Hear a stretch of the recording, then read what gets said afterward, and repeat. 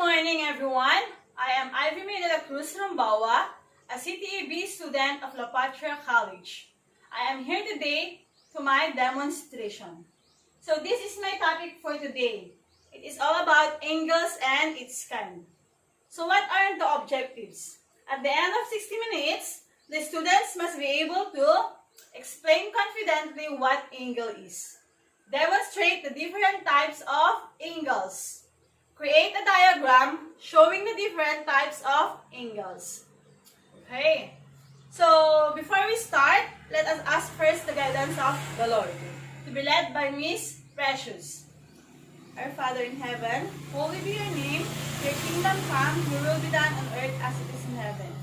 Give us this day our daily bread and forgive us our sins, as we forgive those who sin against us. Do not bring us to the test, but deliver us from evil. Amen. Okay, thank you, Miss Precious. You may now take your seat. Good morning, class.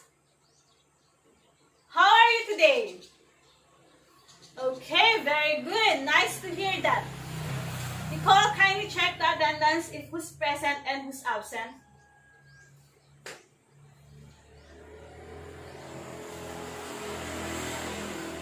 Okay, thank you, Miss Nicole.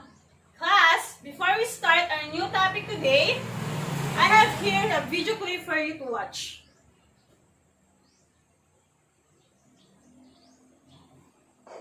Just listen, okay? A is a point. It has neither shape nor size and represents a location. To name this point, you would simply call it A or point A. Since there is exactly one line through any 2 points, A and B make a line. A line has no thickness or width. To name this point, you would write AB and put a line symbol over it. A plane is a flat surface made up of 3 non-collinear points. There are 2 planes in this image. A ray is a portion of a line that starts at a point and goes to a particular direction to infinity. H and E make a ray. To name a ray, you would use the 2 given points and put a ray symbol over it. A line segment is part of a line consisting of 2 endpoints and all the lines in between them. Point G and F make a line segment.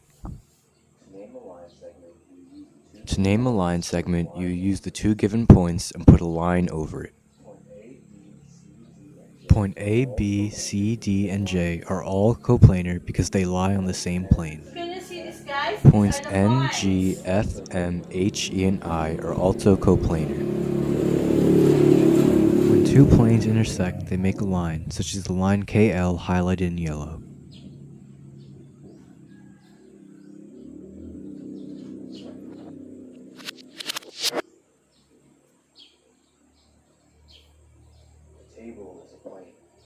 The table is a plane.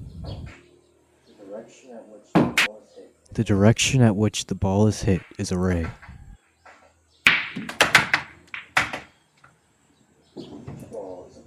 Each ball is a point. Which points are coplanar? Since every ball is on the same plane, all of the points are coplanar. G and K are coplanar because they lie on the same line. Since G, J, and K all lie on the same line, they are collinear points. Where do lines FJ and GK intersect? Since point P is the precise location where the 2 lines meet, the point of intersection for the 2 lines is point P.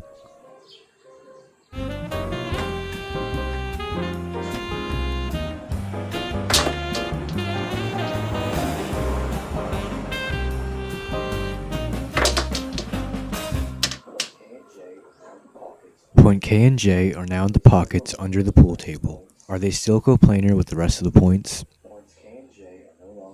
Points K and J are no longer coplanar with the rest of the points because they are no longer on the same plane as the rest of the points.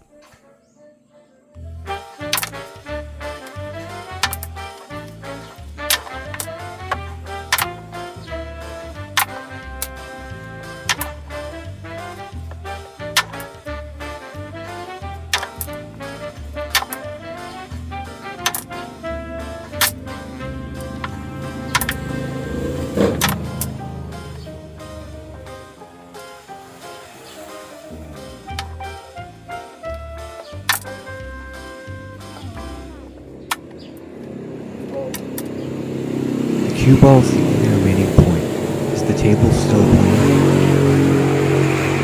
The table is no longer plane because a plane consists of 3 or more points.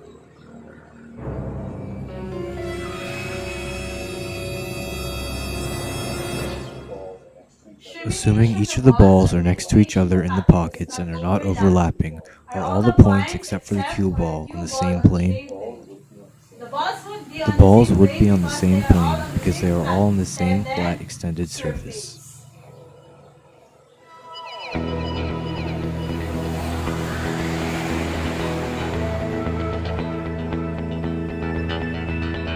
Okay. So the video clip you just watched is all about our previous lesson. So what was our lesson last meeting? Anybody? Based on the video clip you just watched. Yes, Precious.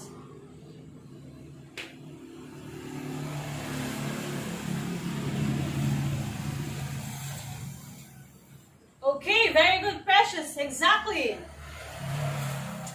So now you're familiarized with the points, lines, planes, and rays. So we will now go to our new topic, and this is all about angles and its kind. So who has an idea of what angle is? Anybody? Nobody?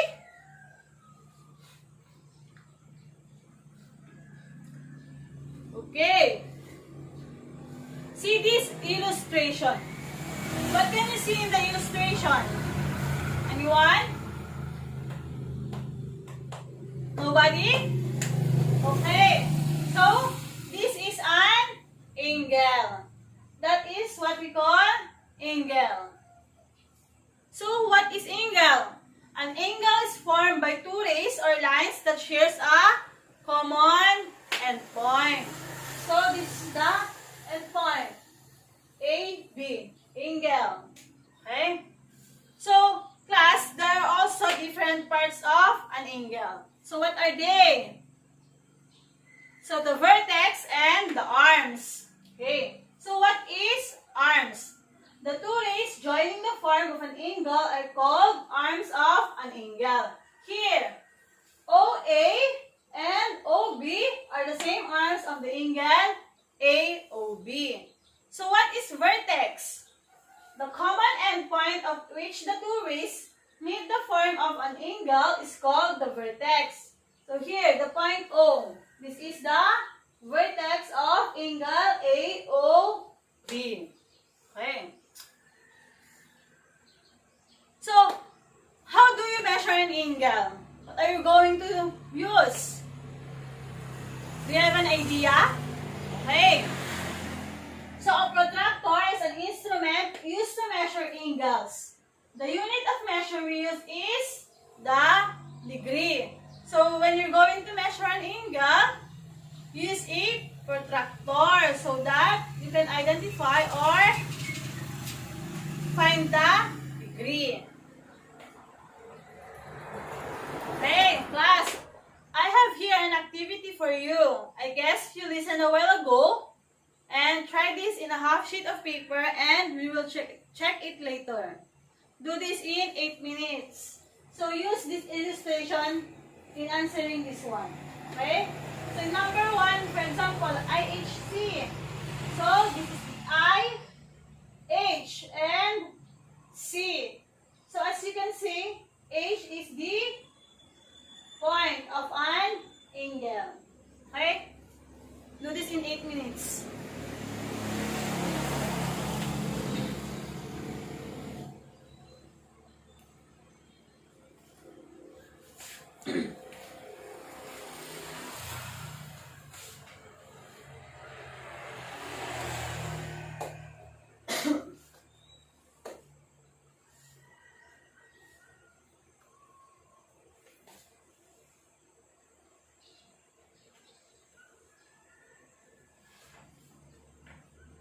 Quiet class, just answer.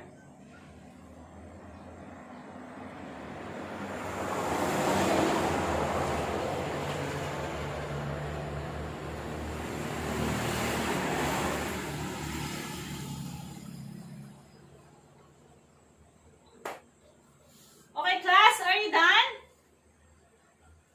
Exchange paper. We will now check your output. So, what is the answer of this? Number 1, IHC. So, as you can see, letter I is 0, letter D is 40 degrees, and C is 60 degrees. So, the answer in number 1 is, anyone? Okay, 60 degree. So, how about in number 2? AHA. Anyone? So, this is the letter A, letter I, and no, A, H, and I.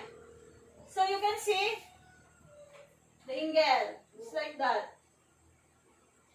So, the answer is 90 degree. Very good. How about number 3? BHD. So, this is D, B, H, and D. Oh. See? So, letter B is 110 degree. And letter D is 40 degree. So, what's the answer? So, 110 less 40 degree is 70 degree. Okay, very good. So, number 4, CHF. C, H, and F. What's the answer? Okay, 100 degree. So, check your papers now. These are the answer.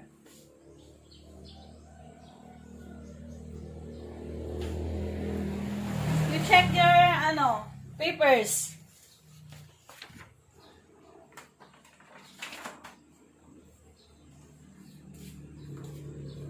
Done?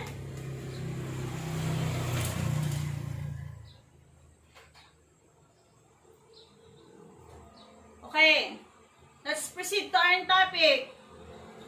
So, angles. So, anybody who has some different thoughts about angles? Okay.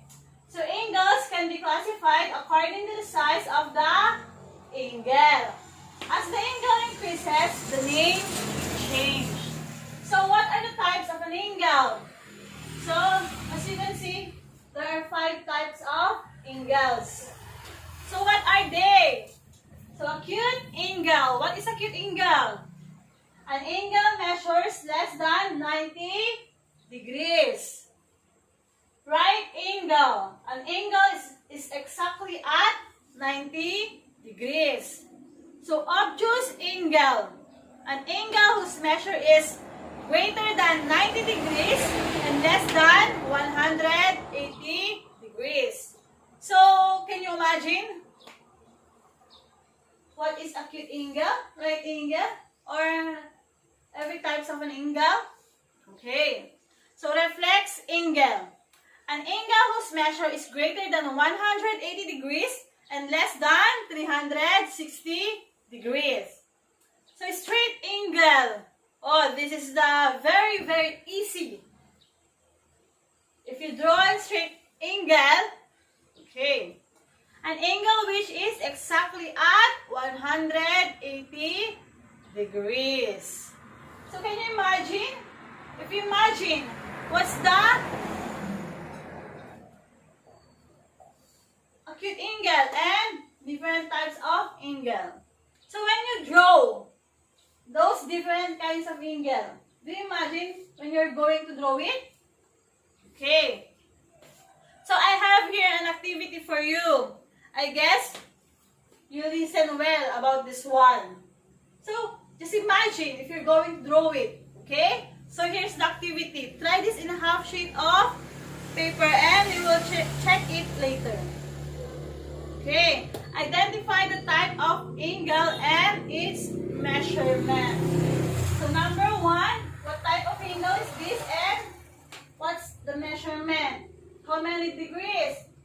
If you listen on the different types of angle. Okay, do that or 8 minutes. Don't copy, just answer. And be quiet.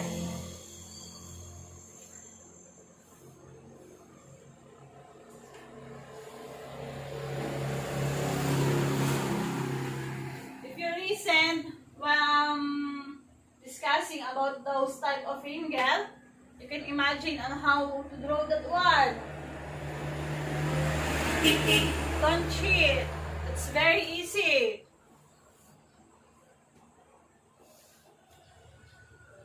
Just imagine. Oh, a while ago, I told you, straight line is the very easy angle. Imagine.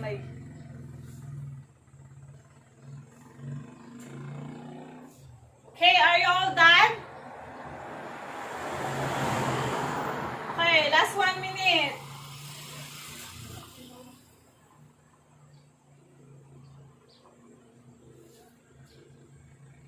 Okay. Are you done? Okay, you may now submit your paper. That will be recorded as your quiz. Okay, class, you may now go back to your seat and let's proceed to our next discussion. So I have here a picture. What is this? What's in the picture? Okay. Anybody? Yes, Precious. Okay, correct. Who among you tastes a pizza? Oh, anybody? Okay. This picture is a Greenwich pizza. Okay, so I have a question here. Estimate the degree measure of the angle of the round pizza that is missing. So, this one, the pizza that is cut. What's the degree? Or the measure of the angle? Anybody? Yes, Nathan. Okay, good answer. Next question. Estimate the degree measure of the pizza that is, or the part of the pizza that remains. So this one, this part. Remove that part now. Okay? So what's the measure of this? Anybody? Yes, again, Nathan. Okay, correct. Because you answered well, I will give you a pizza tomorrow as your reward. Okay. Okay, class, I know that you already familiarized our lesson for today. So, let's summarize. An angle is formed by two rays or lines that shares a common endpoint. So, a while ago, I told you that there are types of angles. Okay. So, what are they? The arms and the vertex. So, again, what is arms? Okay. The two rays joining to form an angle are called arms of an angle. Okay. Here, OA and OB are the arms of the angle AOB. How about the vertex? The common endpoint at which the two rays meet to form an angle is called the vertex. Okay. Here, the point O is the vertex of angle AOB. Okay.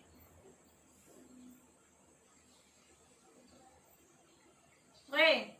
Again, for your activity, please answer this in a 1/4 sheet of paper and that be also recorded as your quiz for today.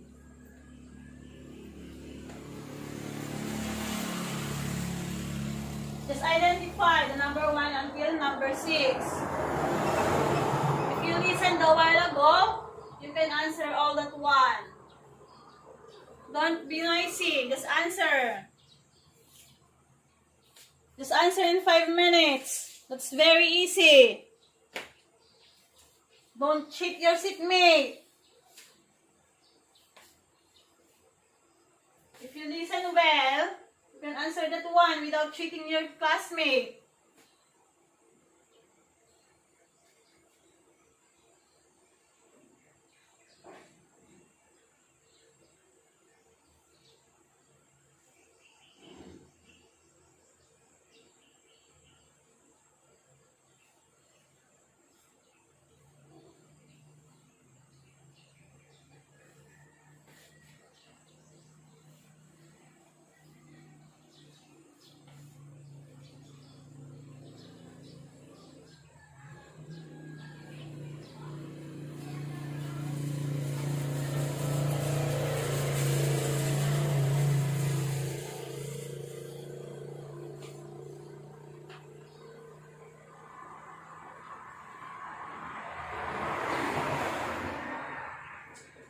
Okay, are you done? Okay, exchange paper. Let us check. Okay, number 1. This is an instrument used to measure an angle. Yes, Nicole. Okay, very good. Number 2. It is the unit of measure of an angle. Yes, Jonathan. Okay, correct, exactly. Number 3. The corner point of an angle. Common end point is called what? Yes, Natasha. Okay, very good. Number 4. An angle measure greater than 0 degree but less than 90 degree. Syra. Okay, very good. Number 5. An angle measures exactly 90 degree. Anyone? Yes, Nathan. Okay, very good. Number 6. An angle measures greater than 90 degree but less than 180 degree. Precious. Okay, very good. So, who got a perfect score? Okay, very good, class. Now, please pass your papers. I will record your score. Okay, class? This will be your assignment for next meeting. Each of you bring an object that contains an angle of measure and let us identify what kind of angle it is. The many objects you bring, the better points you may have. It is clear, class? Okay, don't forget your assignment that will be recorded again. Okay, this will be the end of our topic. Goodbye, class.